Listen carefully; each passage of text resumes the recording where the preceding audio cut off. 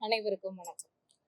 இந்த கதைகள் பார்த்துட்டு இருக்கிறதுல அடுத்ததா புத்திசாலி புலவரும் நெல்மணிகளும். அது என்ன அப்படின்னா, ஒரு ஊரத்துல ஒரு புலவர் இருக்காரு. ரொம்ப ரொம்ப திறமை வாய்ந்தவர், ரொம்ப ரொம்ப புத்திசாலி அவரு. ரொம்ப வறுமையில இருக்காரு. அவருக்கு ஒரு உதவியும் கிடைக்கல, ரொம்ப வறுமையில இருக்காரு. இப்படி இவரோட குடும்ப சூழல் போயிட்டு இருக்கு. இவரோட குடும்ப சூழல்ல பார்த்த அந்த கிராமத்தோட தலைவர் புலவரை கூப்பிட்டு சொல்றாருப்பா, நம்ம நாட்டோட மன்னர் திறமையானவங்களுக்கு பரிசு தராருப்பா. அதனால நீ என்ன பண்ண, போய் அவர் முன்னாடி உன்னோட திறமையை வெளிப்படுத்து, பரிசு உனக்கு நிச்சயமா உண்டு அப்படின்னு சொல்றாரு. அப்படி சொல்லும்போது, ஆஹா அப்படியா அப்படின்னு சொல்லிட்டு இவரும் போறாரு. அந்த மன்னரை தேடி போறாரு. போய் மன்னரை பற்றி புகழ்ந்து அவரோட கவித்திறனை வெளிப்படுத்துறாரு. அவரோட புலமையெல்லாம் வெளிப்படுத்துறாரு. மன்னர் அதை பார்த்து சந்தோஷப்பட்டுட்டு கேட்கிறாரு, புலவரே உங்களுக்கு என்ன வேணும் அப்படின்னு. ஆஹ் மன்னா, இந்த மாதிரி ரொம்ப எல்லாம் வேணாம், எனக்கு நெல்மணிகள் வேணும் அப்படின்னு கேக்குறாரு. என்னது, வெறும் நெல்மணிகள் மட்டும் போதுமா அப்படின்னு ஒரு மாதிரி அலட்சியமா மன்னர் கேக்குறாரு. மன்னா, எனக்கு நெல்மணிகள் போதும், ஆனா நான் கேட்கிற விதத்துல இந்த நெல்மணிகள்லாம் வேணும் அப்படின்னு சொல்றாரு. அப்படியா, கேளுங்க அப்படின்னு சொன்னோன்னே இவர் சொல்றாரு, ஒரு சதுரங்க கட்டத்தை எடுத்துக்கோங்க. அதாவது நம்ம சொல்ற இந்த செஸ் போர்டு அதை எடுத்துக்கோங்க. இந்த சதுரங்க கட்டத்துல முதல் கட்டத்துல ஒரு நெல்மணி, இரண்டாவது கட்டத்துல அந்த ஒன்னோட 2 மடங்கு, அதாவது 2, அடுத்தது மூன்றாவது கட்டத்துல அதோட 2 மடங்கு, இதே மாதிரி எனக்கு அந்த கட்டம் முழுவதும் நெல்மணிகள் வேணும், அந்த அளவுக்கு வேணும் அப்படின்னு கேக்குறாரு. இவ்வளவுதானா, இதென்ன பெரிய விஷயம், இப்ப பாருங்க அப்படின்னு சொல்லிட்டு மன்னர் என்ன பண்றாருன்னா, அவரோட அந்த ஆட்கள் எல்லாம் கூப்பிட்டு சொல்றாரு, புலவர் கேக்குற மாதிரி நெல்மணியை கொடுங்க அப்படின்னு.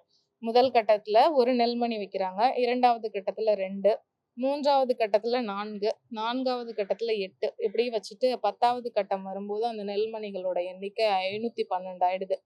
இப்படியே 64 கட்டத்துக்கும் போகும்போது அந்த அரண்மனையில கஜானாவுல இருந்த நெல்மணிகளே தீர்ந்து போச்சு. இப்பதான் புரிஞ்சுச்சா மன்னருக்கு, ஆஹா இவரை நம்ம எவ்வளவு குறைவா எடை போட்டுட்டோம், இவரோட புத்திசாலித்தனத்தால நம்ம கஜானாவே காலியாகுதே அப்படின்னு சொல்லிட்டு நேரா புலவர்கிட்ட சொன்னாராம்.